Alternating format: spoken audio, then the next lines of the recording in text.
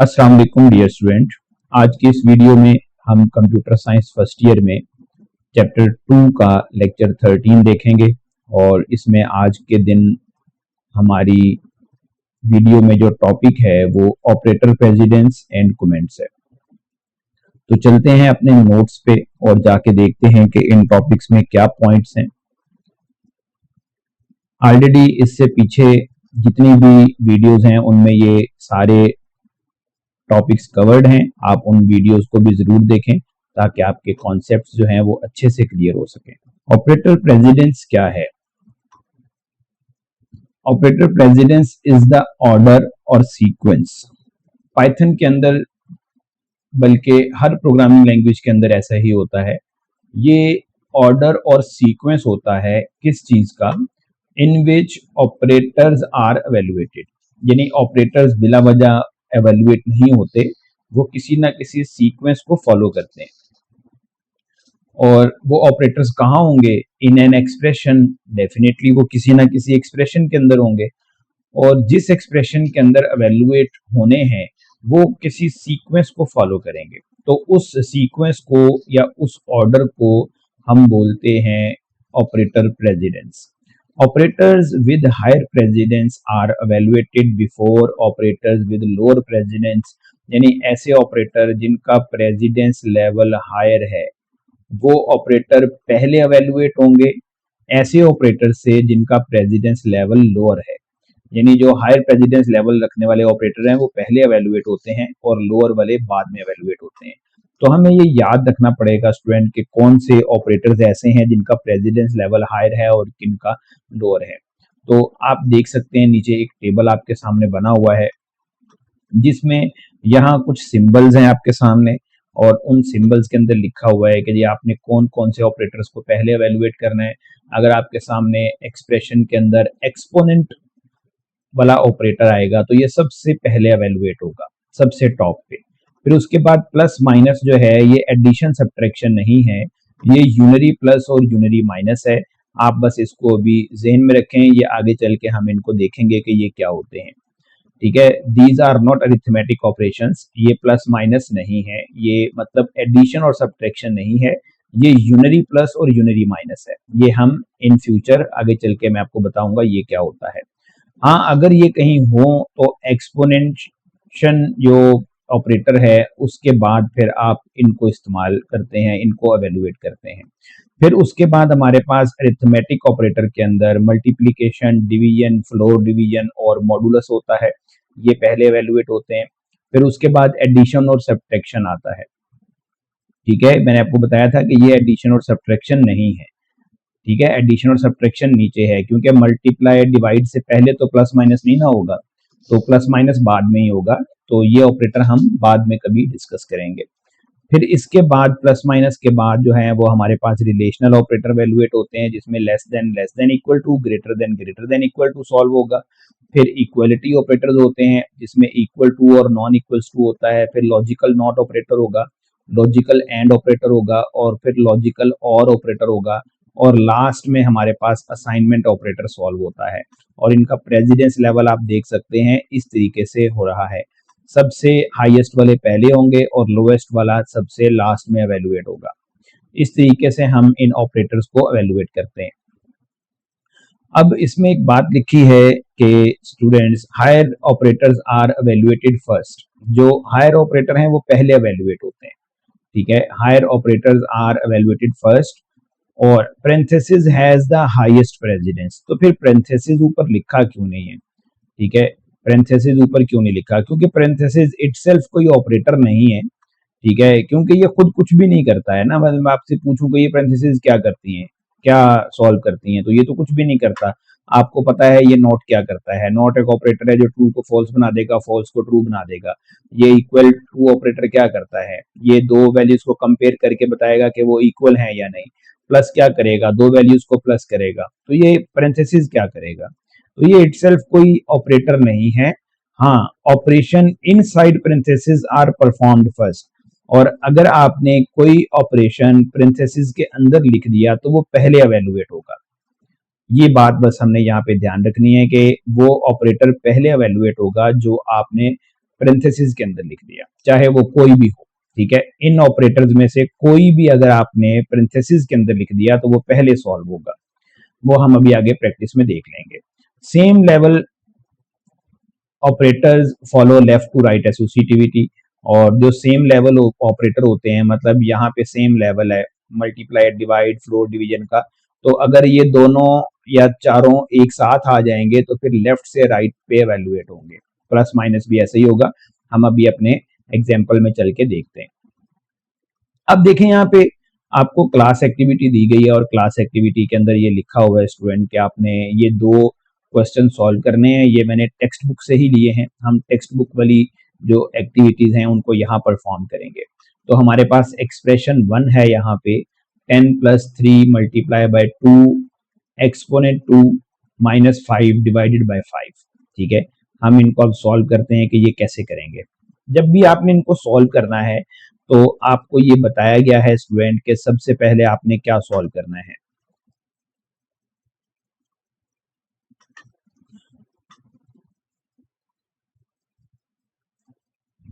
Full screen पे लेके आता हूं ताकि हम इसको अच्छे तरीके से अंडरस्टैंड कर सकें। सबसे पहले आपने क्या सॉल्व करना है इसके अंदर, यहाँ पे स्टेप 1 में क्या लिखा हुआ है कि आपको एक्सपोनेंट जो ऑपरेटर है वो पहले सॉल्व करना है। तो एक्सपोनेंट ऑपरेटर ये वाला है, ये पहले सॉल्व करेंगे, ठीक है। तो 2⁻², 4 के इक्वल हो जाएगा। अब आपके पास एक्सप्रेशन क्या बन जाएगा, जब आप इसको सॉल्व करेंगे तो एक्सप्रेशन ये बन जाएगा, यानी 3 × अब ये 4 आ चुका है उसकी जगह पे, क्योंकि आपने इसको सॉल्व कर लिया था, ठीक है। अब आपके पास एक्सप्रेशन ये बन जाएगा। अब आपने पहले क्या सॉल्व करना है, ठीक है। अब आपने पहले क्या सॉल्व करना है इसको अंडरस्टैंड करें। स्टेप 2 के अंदर आप क्या करेंगे, मल्टीप्लीकेशन और डिवीजन, ठीक है। अब आप ये देखें तो ये मल्टीप्लाई भी इसके अंदर है और डिवाइड भी इसके अंदर है, और अब इन दोनों का प्रेसिडेंस लेवल तो सेम है। आपने वहां पढ़ा था कि मल्टीप्लाई, डिवाइड, फ्लोर, डिवीजन और रिमाइंडर ऑपरेटर का प्रेसिडेंस लेवल एक जैसा है, क्योंकि एक लाइन में लिखे हुए थे ये। तो अब तो ये दोनों ही ऑपरेटर आ गए हैं, तो फिर आप इसको कैसे चेक करेंगे, क्योंकि इनका प्रेसिडेंस लेवल सेम है। तो जो लेफ्ट पे होगा वो पहले एवेल्युएट होगा, जो राइट पे होगा वो बाद में एवेल्युएट होगा, ठीक है। तो अब आपके पास जो लेफ्ट में है वो पहले सॉल्व करेंगे आप। 3 × 4 12 हो जाएगा, ठीक है। 3 × 4 12 हो जाएगा, और 5 डिवाइडेड बाय 5 1.0 होगा। देखें 5 को आप 5 से डिवाइड करें तो आंसर 1 आता है, लेकिन क्योंकि डिवीजन ऑपरेटर है तो वो आंसर फ्लोट में देगा आपको।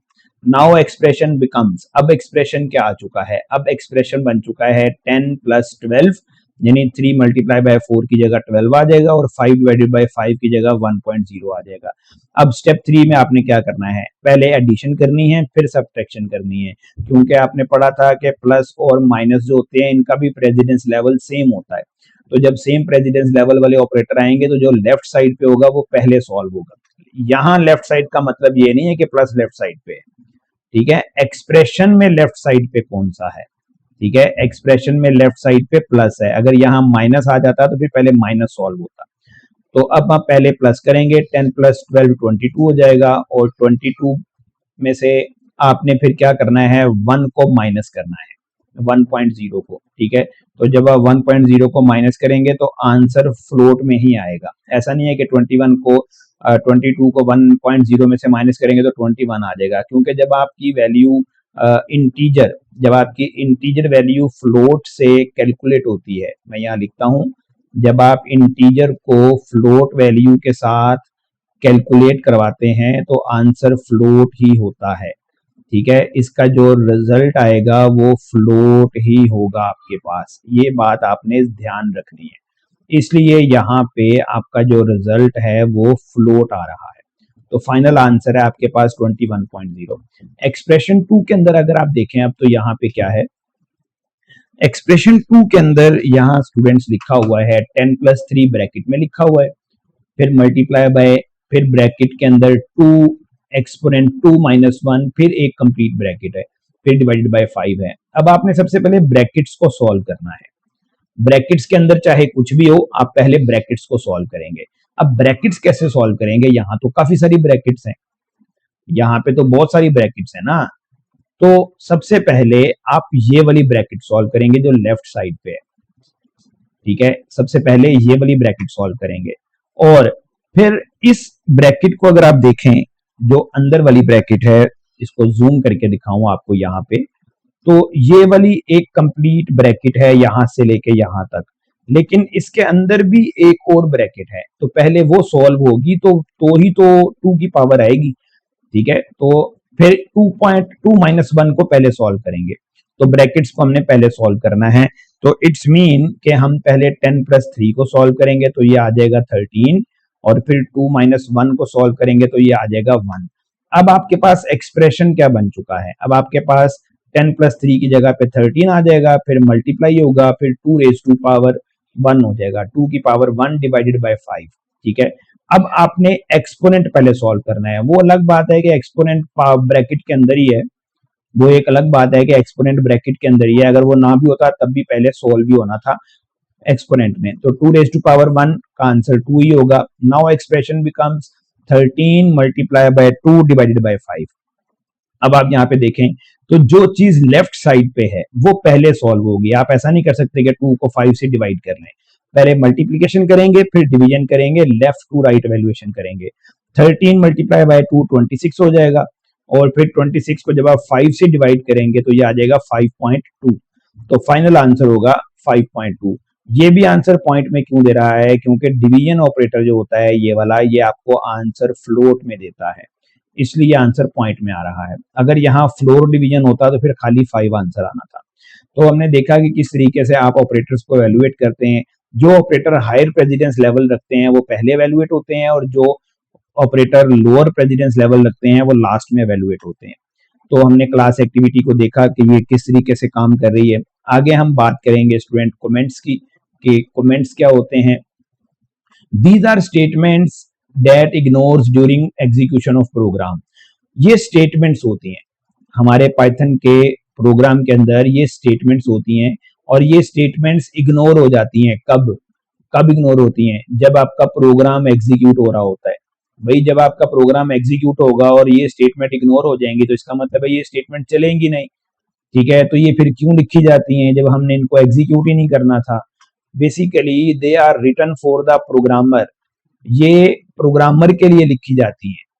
To explain what the code does, जो कि ये एक्सप्लेन करती हैं कि कोड क्या कर रहा है। ठीक है, making it easier to understand and debug, जिससे हमें ये समझना आसान हो जाता है कि आपका जो कोड है वो क्या करता है, और उसको डीबग करना भी आसान हो जाता है। तो हम कह सकते हैं कि जो कमेंट्स होते हैं वो किसी और प्रोग्रामर के लिए लिखे जाते हैं, और लिखता कौन है? प्रोग्रामर ही लिखता है, क्योंकि ये प्रोग्राम के एग्जीक्यूशन से पहले लिखी जाती हैं, ड्यूरिंग एग्जीक्यूशन नहीं, एग्जीक्यूट होने से पहले। तो जब इंसान कोडिंग कर रहा होता है ना, जब प्रोग्रामर कोडिंग कर रहा होता है तो कमेंट्स ऐड करता है, और कमेंट्स बहुत इंपॉर्टेंट रोल प्ले करते हैं प्रोग्रामर की लाइफ के अंदर। मैं आपको भी कहूंगा कि अगर आप भी कोडिंग करें तो जो अपना कोड है उसमें कमेंट्स जरूर ऐड किया करें। सिंगल लाइन कमेंट कैसे ऐड करते हैं? हम अपने प्रोग्राम में कमेंट्स को दो तरह से ऐड कर सकते हैं, एक सिंगल लाइन कमेंट होता है और एक multi line. Single line comment कैसे ऐड करते हैं? In Python single line comment starts with the symbol hash. Single line comment को हम हैश के सिंबल से ऐड करते हैं, यानी आपने हैश का सिंबल शुरू में लगा देना है तो पाइथन समझ जाएगा कि भाई ये कमेंट बना दिया है। Use to write a short note for one line, इसमें हम कोई शॉर्ट नोट लिखेंगे जो कि एक लाइन के ऊपर होगा। एक लाइन वाला जो नोट है ना वो हम हैश वाली लाइन के अंदर लिख देंगे। तो Python ignores it when running the code, तो पाइथन उस कोड को जब रन करेगा ना तो उस कमेंट को इग्नोर कर देगा। सिंटेक्स क्या है इसका? आपने हैश का सिंबल लगाना है और उसके बाद अपना कमेंट लिख देना है, जो भी आप लिखना चाहते हैं। जैसे आप यहाँ पे देखें ये प्रोग्राम में लिखा हुआ है this program adds two numbers, यानी ये जो नीचे एक प्रोग्राम बना हुआ है जो दो नंबर्स को ऐड कर रहा है। ठीक है, ये दो नंबर्स को ऐड कर रहा है, ए असाइन 10 और बी असाइन 20। ठीक है, ये फर्स्ट नंबर हो गया, ये सेकंड नंबर होगा, और आगे लिखा हुआ है प्रिंट में a plus B print the sum. तो आपने ऑब्जर्व किया होगा, मैं पहले भी कुछ प्रोग्राम आपको बना के दिखाता था तो उसमें ये कमेंट्स जो है ना ये मैं डिलीट कर देता था कि ये रेड कलर से लिखे हुए हैं, ये इनको हम बाद में पढ़ेंगे। तो वो बेसिकली कमेंट्स होते हैं। ठीक है, तो हम अपने प्रोग्राम में जाके देखते हैं कि कमेंट्स कैसे ऐड किए जाते हैं। तो जल्दी से चलते हैं अपने आईडीएलई स्क्रीन पे। आईडीएलई को ओपन करता हूं और यहाँ जाके हम ऐड करेंगे अपना कमेंट। एक न्यू फाइल बनाते हैं। तो मैं यहाँ पे लिखता हूँ x में वैल्यू असाइन करें भाई इंट, और इनपुट के साथ हम वैल्यू असाइन करेंगे एंटर फर्स्ट नंबर,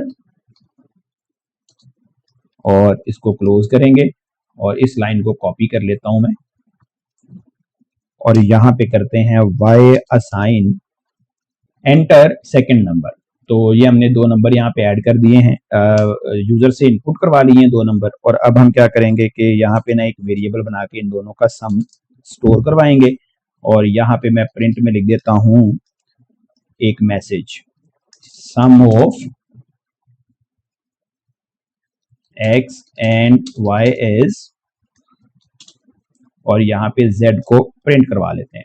अब ये पूरा कोड जो है ये हमने यूजर को बताना है कि ये क्या है, दूसरे प्रोग्रामर को बताना है कि ये क्या है। तो हम इसके पीछे ना, हम इसके स्टार्ट में एक कमेंट लिख देंगे। हम क्या लिखेंगे, this program takes 2 number and display the sum. ये प्रोग्राम जो है ये क्या करता है, 2 नंबर रिसीव करता है और उनका सम प्रिंट कर देता है। तो ये जो लाइन आप देख सकते हैं, ये मैंने हैश के साइन से लिखी है, ये उसने कमेंट बना दिया। अगर आप ये हैश का सिंबल नहीं लगाएंगे तो ये एरर देगा आपको, ये आपको एरर दे देगा। ठीक है, हैश का साइन लगाने से आपने पाइथन को बताया है कि भाई इसको तुमने इग्नोर करना है, इसको एग्जीक्यूट नहीं करना। तो इसको अगर हम सेव करें, ठीक है जी, सेव करने के बाद हम इसको रन करते हैं, तो आप देखें ये 2 नंबर यहाँ से डिमांड करेगा 5 6, तो 11 उसने प्रिंट कर दिया। तो इसका मतलब है कि जो पहली लाइन आपने लिखी थी ये उसने इग्नोर कर दी। हम एक काम और करेंगे स्टूडेंट, कि यहाँ पे एक प्रोग्राम और लिखते हैं, ठीक है, और यहाँ पे मैं माइनस कर देता हूं और यहाँ लिखता हूं difference of x and y is this.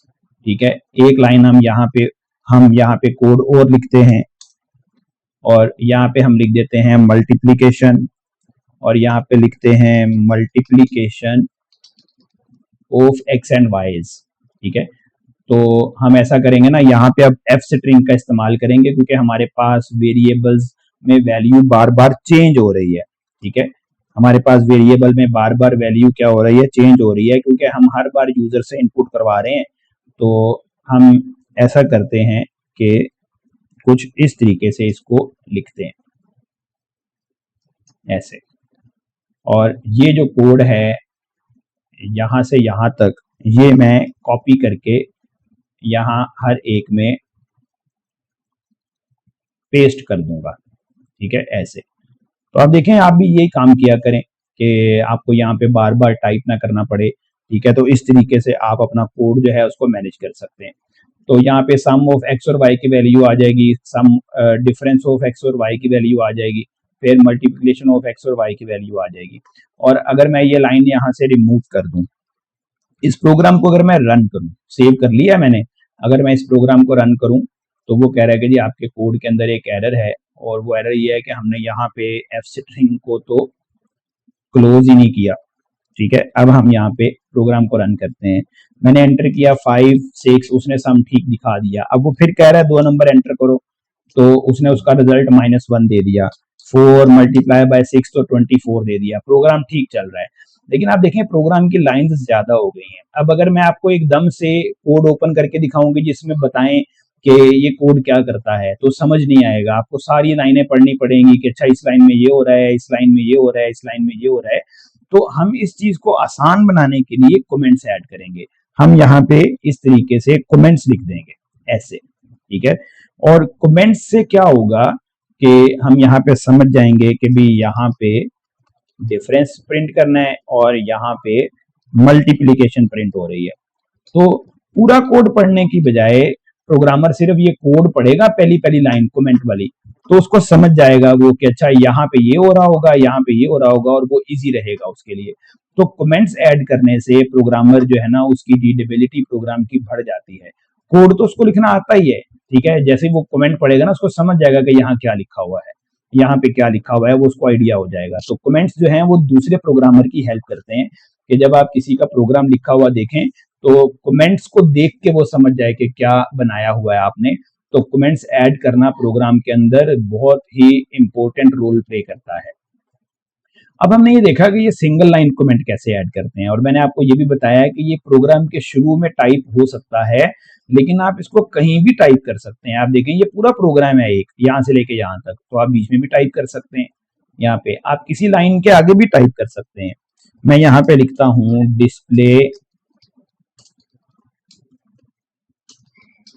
Display the सम, कि आप किसी भी प्रोग्रामर को बता रहे हैं कि भाई इस लाइन के अंदर क्या हो रहा है, इस लाइन के अंदर तो आप बता रहे हैं कि यहाँ सम प्रिंट हो रहा है।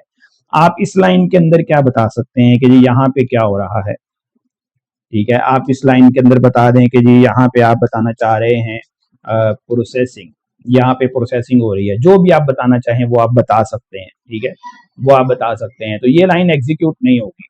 लेकिन अगर आपने ये हैश का जो साइन है वो यहाँ से हटा के शुरू में लगा दिया यहाँ पे, तो क्या होगा इससे कि वो पूरी लाइन ही कमेंट बन जाएगी, वो पूरी लाइन कमेंट बन जाएगी। आपका कोड जो होगा ना वो भी कमेंट बन जाएगा, वो एग्जीक्यूट नहीं होगा।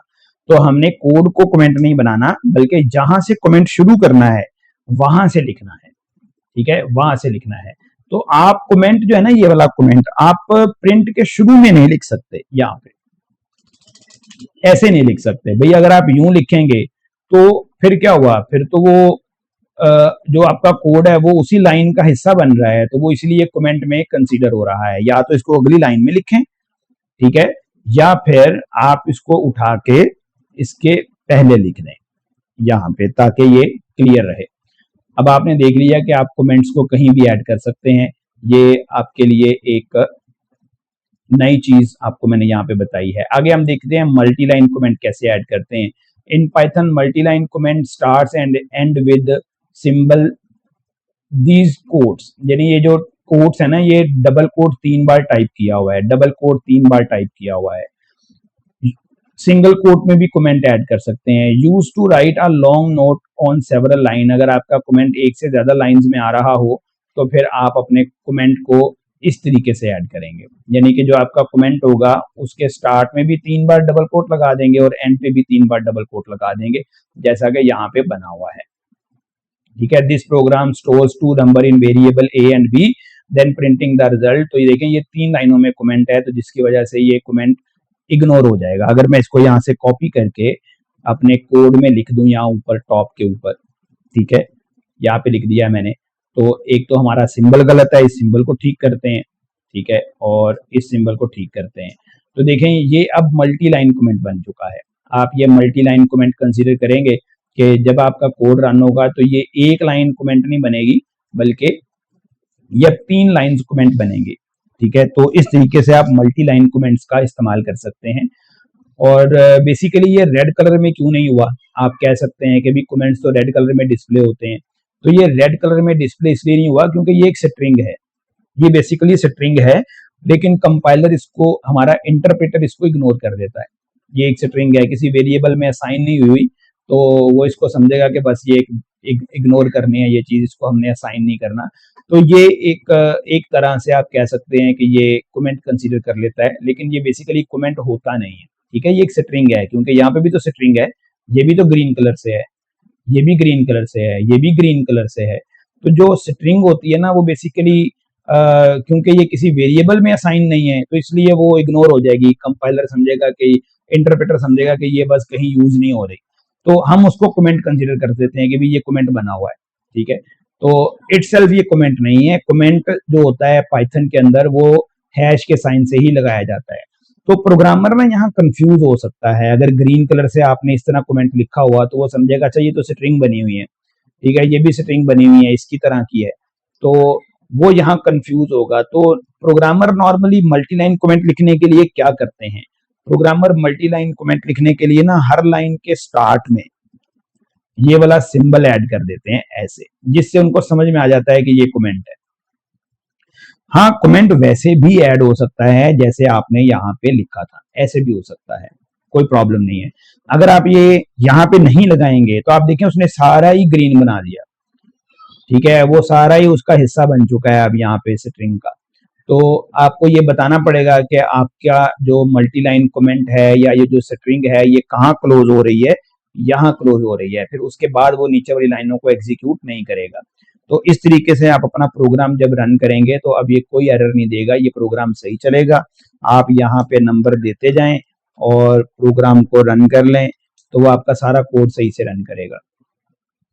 अब एक चीज लास्ट में हमने देखी थी कि आप ये जो स्ट्रिंग है इसको 3 बार सिंगल कोट से भी लगा सकते हैं, ठीक है। आप यहाँ पे देखें तो मैंने ये सिंगल कोट लगाए हुए हैं, ये सिंगल कोट 3 बार हैं। तो डबल कोट से भी लगा सकते हैं और सिंगल कोट से भी कमेंट को बना सकते हैं आप, मल्टी लाइन कमेंट को। तो ये भी एक तरह की स्ट्रिंग ही है। तो स्टूडेंट हमने यहाँ पे देखा किस तरीके से आपने कमेंट्स को अपने कंप्यूटर के प्रोग्राम में, पाइथन के प्रोग्राम में ऐड करना है, और आपने ऑपरेटर प्रेसिडेंस भी देखा। अच्छे तरीके से इन टॉपिक्स को अंडरस्टैंड कर लीजिएगा, खुद भी प्रैक्टिस करें, और इंशाल्लाह अगली जो वीडियो होगी उसमें हम ये चंद एक एमसीक्यूज जो बने हुए हैं इनको डिस्कस करेंगे। एक छोटी वीडियो जो है वो भी क्रिएट करेंगे ताकि आप साथ साथ ये भी चीज़ों को क्लियर करें। पेपर में ये बहुत इंपॉर्टेंट शॉर्ट क्वेश्चन आ सकता है, इससे रिलेटेड आपको पेपर में एमसीक्यूज आ सकते हैं, ठीक है। तो अच्छे तरीके से इसको प्रिपेयर करना है, ये वाला क्वेश्चन भी, और जो इससे ऊपर आपने पढ़ा है इस तरह के क्वेश्चन भी आपको पेपर में शॉर्ट क्वेश्चन आ सकते हैं। ये भी बहुत इंपॉर्टेंट है, आपको कैलकुलेशन करने के लिए कहा जा सकता है कि इसको एवेलुएट करके दिखाएं क्या आंसर आ रहा है। और ऑपरेटर प्रेसिडेंस भी आपको एक शॉर्ट क्वेश्चन पेपर में आ सकता है, ठीक है। These are very very important questions. तो नेक्स्ट वीडियो तक के लिए अब आप मुझे इजाजत दें। अगर आपको टॉपिक अच्छे से समझ में आ गया है तो वीडियो को लाइक भी करें और दोस्तों के साथ शेयर भी करें, और मुझे कमेंट सेक्शन में भी ज़रूर बताएं। और अगर अभी तक आपने चैनल को सब्सक्राइब नहीं किया तो जल्दी से सब्सक्राइब भी करें और बेल के आइकन को भी प्रेस करें, जब अगली वीडियो अपलोड करूं तो आपको उसका नोटिफिकेशन भी मिल जाए। इंशाल्लाह see you in next video. Thank you so much. अल्लाह हाफिज़।